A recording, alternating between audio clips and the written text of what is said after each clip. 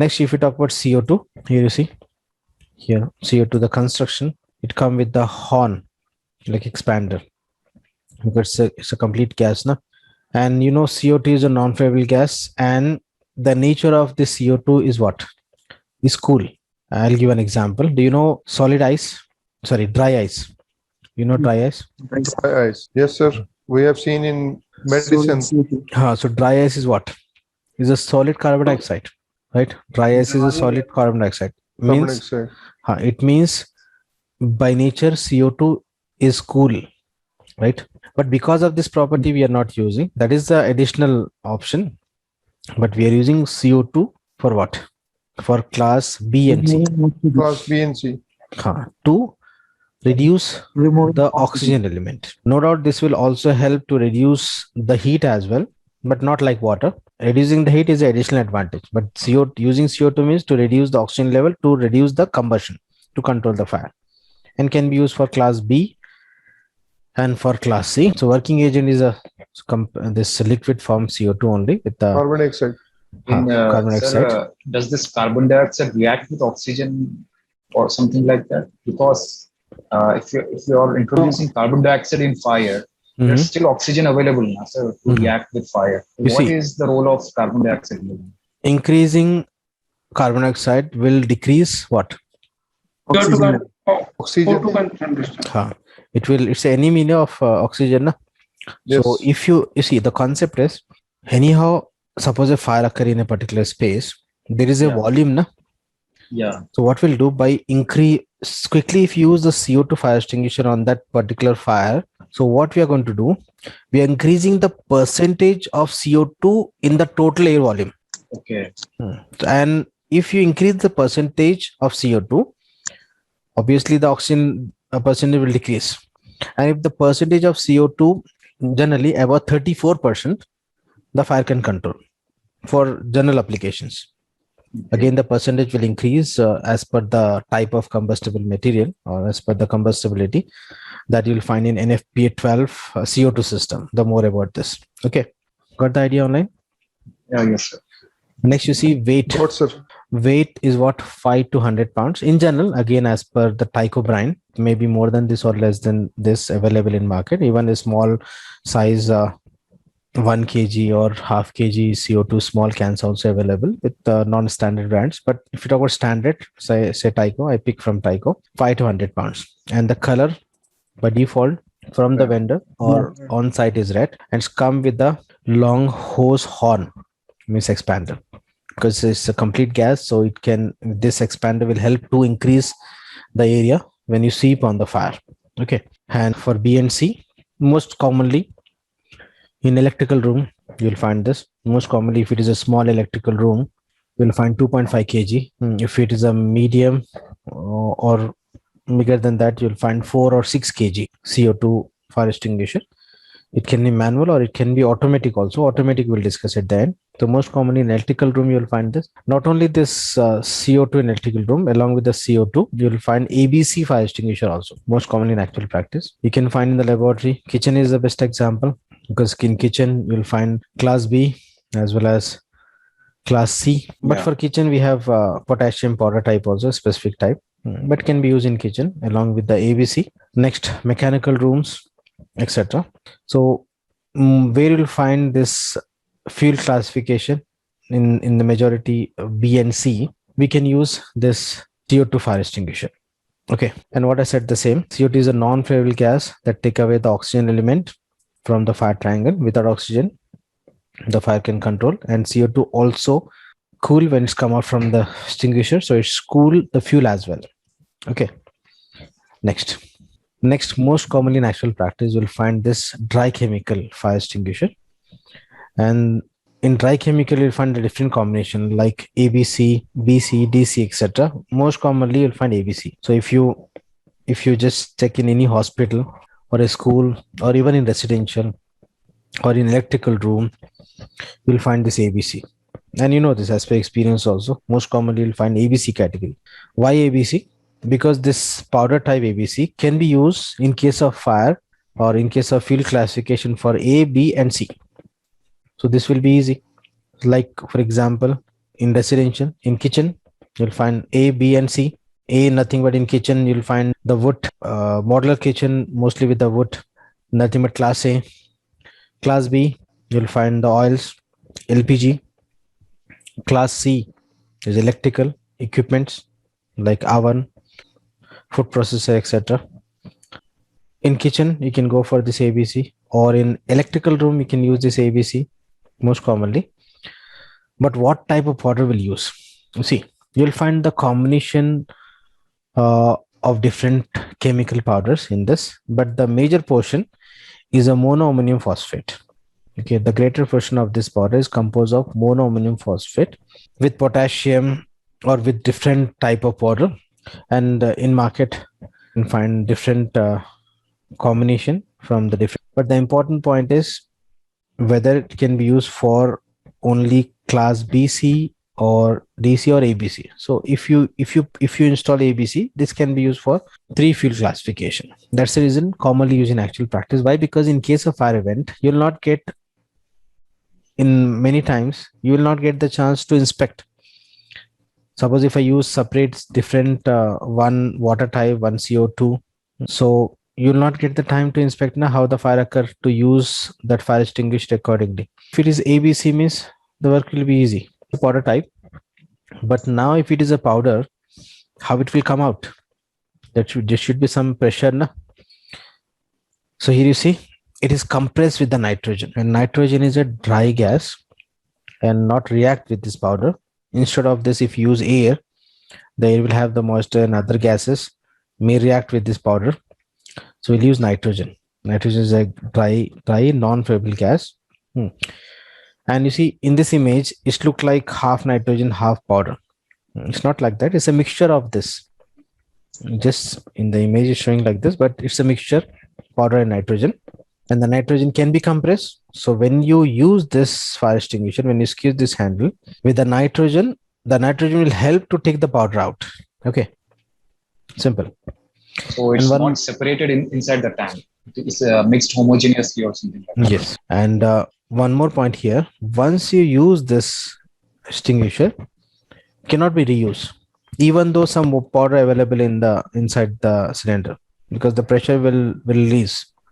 So it's like a one-time use. But in case of CO2 can be used multiple times if the CO2 is available inside this cylinder. But this powder type, remember, it's a one-time use. Once you use this, sometime the entire powder will not come out, but the pressure will release, even though the powder is inside, but you cannot use because there is no nitrogen, there is no pressure inside. Okay, so this is only for one-time use. And how it will work, how the powder will help to control the fire, the concept. Here you see, dry chemical extinguisher put out the fire by coating the fuel with a thin layer of dust. Dust refers to this powder. Means when you use this, it will create a layer of powder on the fire, and this layer of powder will stop the supply of oxygen to the fire. First action. The second action, the powder will interrupt the chemical reaction. And I think remember yesterday we discussed what is fire. Fire is a chemical reaction. So this powder will directly interrupt that chemical reaction in mixing in the fuel or that mixing in that flame. So it can quickly reduce or can control the fire, right? Compared to other two types, this is more effective because it will work in two actions. First, stopping the supply of oxygen to the fuel, and second, it will interrupt the chemical reaction, and that chemical reaction is a fire. Okay, so this extinguisher are effective at putting out the fire compared with the other two type, and available with the different combination, and most commonly you'll find the ABC. Okay, and available with the different capacities, 5 to 20 pounds. Bigger than that, trolley type also available. Okay, so this is about this powder type fire extinguisher. Next we have one more, automatic. Automatic can be CO2, can be powder type. Normally in automatic you'll not find water. Automatic means simply you'll find this sprinkler, and you know what is sprinkler? Device with the thermal rating, a thermal bulb. Inside you'll find the liquid which will expand as per the thermal rating. and yellow color means above 70 degrees centigrade. Up to 70 degrees centigrade, red color. Anyhow, these colors we'll discuss in NFPA 13, different colors and different diameter for this bulb, like 3 mm or 5 mm, quick response or standard. At this level, just what is automatic fire extinguisher. Here, for example, assume that the electrical room is locked, cannot be accessed by the building occupants. In many locations, in some locations, like in UAE, you cannot access the electrical room. That can be accessed only by the authorities, by the service providers. If it is locked, if something happened inside, there should be some automatic option. Na? Manual cannot be used. So we can use this. It's a ceiling suspended type. And as per the thermal rating, in this image yellow, it can be red, depend on thermal rating, mostly red only. So when the thermal rating reach, this liquid will expand and this glass will break, allowing this passage so that the CO2 or the compressed powder with nitrogen will hit to this deflector and create a pattern to cover the wide area. Simple. Just with the extinguisher, with the sprinkler. So it can be ABC or it can be the CO2 type, means powder type or CO2 type. Okay, so this was just a theory for the extinguisher. Selection is not covered yet. Will this automatic fire extinguisher be connected to some sort of alarm or anything? Anyhow, alarm system connected to the detection. Detectors are connected to alarm. This is not connected to the alarm system. This is individual. But again, parallelly, we'll go for this alarm system.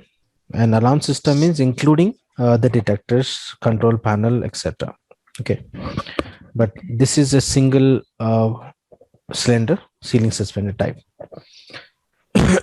Next. Now, how to use this? You see, not only as an engineer, as a human, you must know how to use this. Because in case of fire, if you are on that place, you should know how to use this. And very simple, we have a phrase called PASS. And you'll find n number of videos on YouTube. With that, you can learn how to use this fire extinguisher. I'll share some important points. We have a phrase called PASS. First, P is a pull. What? The pin. You'll find the lock pin here. Generally, if you press this or try to squeeze this handle, it will not. You must remove the lock pin. Okay. With the limited pressure, you can take this lock pin. Again, lock pin also with some key or some small lock system that can be easily removed. So first pull the pin, then aims on the fire. When you aims on the fire, remember, as per NFPA 101, whenever you try to control the fire, you must control near the escape routes. For example, because you cannot predict the nature of fire. For example, here is a room and there is a door and fire occurs somewhere here. Now we have two options. I can control from this position or from this position or from this position. This two position is wrong.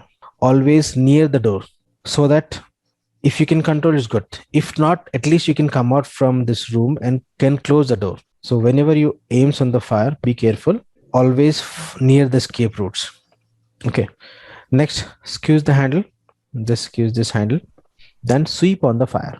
And even after controlling the fire, wait for a few minutes, because sometime because of the heat, the fire may reignite. Okay.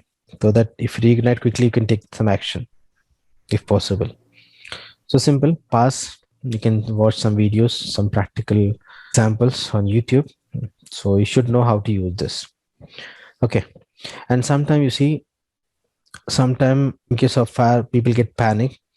And if you not remove this pin, and without this, if you apply more pressure on this handle, this will bend if it is a medium quality or low quality.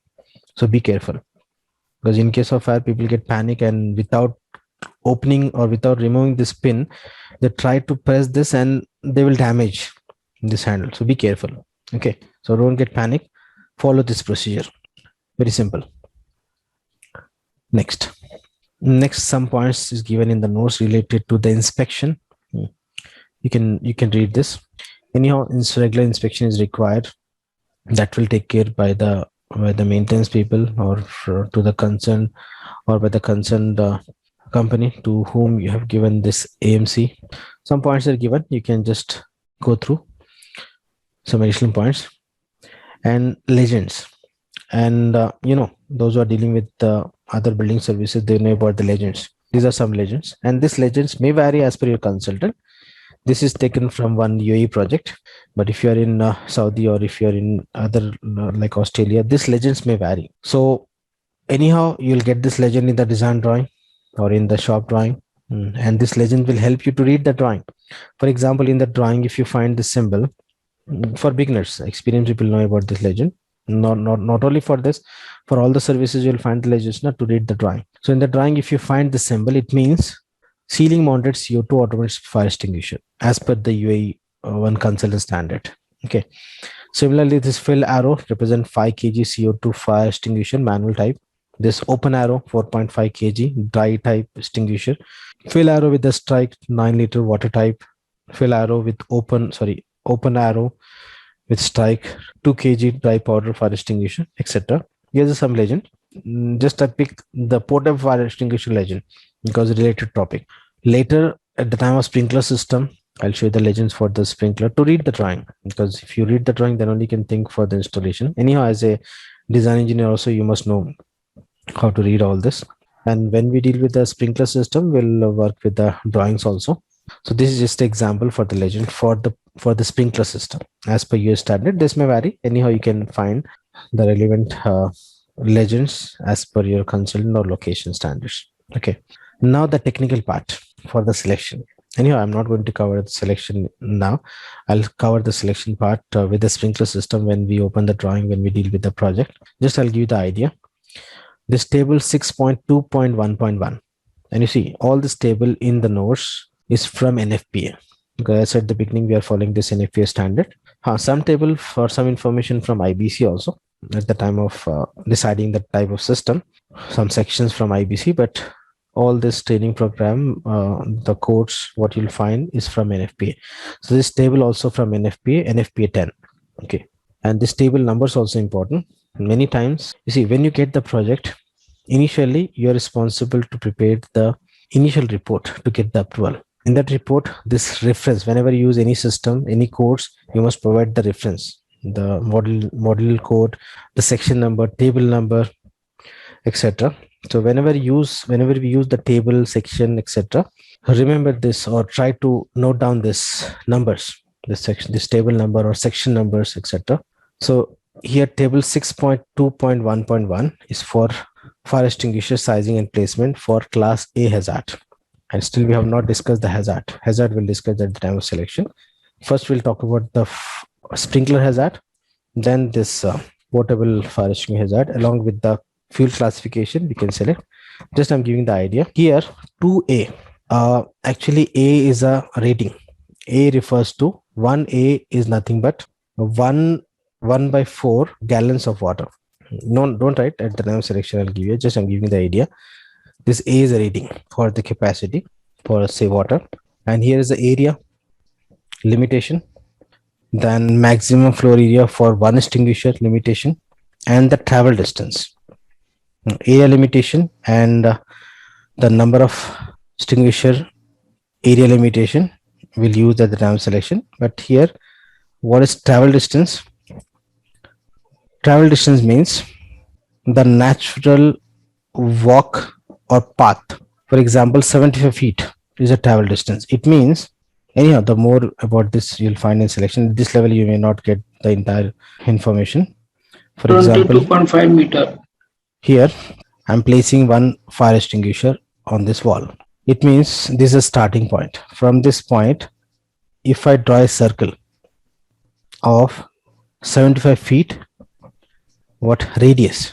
It means from this point 75 feet, 75 feet, 75 feet, 75 feet, 75 feet. And this path should be the normal path so that the person can walk. That is nothing but travel distance. Travel distance means the normal walkway from the starting of where you install that portable fire extinguisher. And you see this this travel distance we'll use in other system also, like standard system. I think you got the idea. So the maximum limit is 75 feet. And this is So for at all least light. 75 feet interval we have to install one. Yes. So if I place one after 75 means not 75. If I place one more, this also will cover 75. No? So 75 plus 75, 150. 150. This will cover 75. This will cover 75. This is a limit, max limit for the travel distance. But this is not only one code to follow. We must consider this area limitation also, and the number of the extinguisher numbers area limitation also. Considering all this, you can select even the rating also. So we have a selection procedure for this, not lengthy but important. Considering all this, we can decide the number of portable fire extinguisher. First of all, the type of portable fire extinguisher as per the application. Then using this area and the travel distance code, we can decide the numbers. Okay, that we'll discuss in the selection part. Similarly, this B for class B hazard. This is for class A hazard, but still you have not discussed about hazard. Sorry, my mistake. This class A, class B, but light hazard, ordinary or extra hazard, we have not discussed yet. We'll discuss that thermal selection. Okay. So this is the end of theory for this portable fire extinguisher. Okay.